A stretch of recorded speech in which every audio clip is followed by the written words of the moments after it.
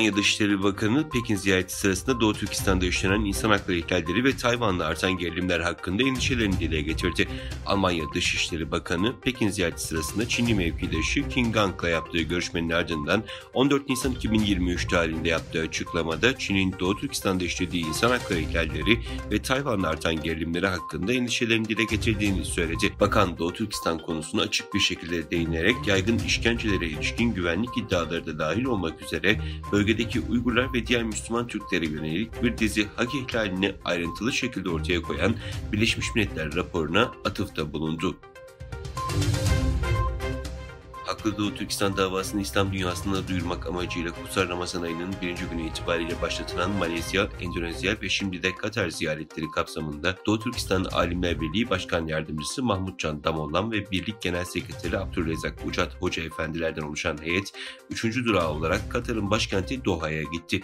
Doğu Türkistanlı heyet, başkent Doha'da Dünya Müslüman Alimler Birliği Genel Sekreteri, Peygamber Aleyhisselam'a Yardım Cemiyeti Genel Sekreteri ve Katar'ın en prestijli gazetelerinden Eş-Şurruk'un genel yayın yönetmeni gibi önemli isimlerle bir araya geldi.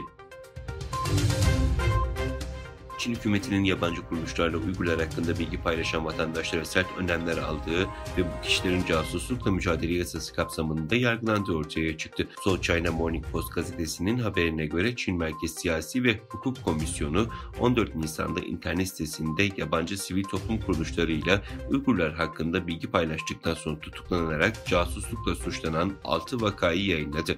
Çin Merkez Siyasi ve Hukuk Komisyonu'nun bildirisinin Çin'in 15 Nisan Ulusal Güvenlik Eğitim Günü münasebetiyle yayınlandığı bildirildi.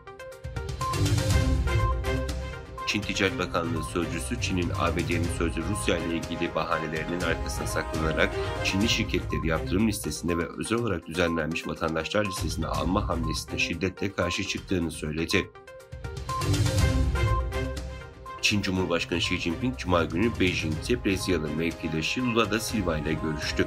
Çin, ABD ve doların etkisini azaltmak için Yuan diplomasisi aracılığıyla ülkeleri zorlayıcı bir şekilde tuzağa düşürüyor. Çin radikal solcu Lula da Silva tarafından yönetilen Brezilya'yı anlaşma imzalamak için ABD dolarından vazgeçirmeyi başardı.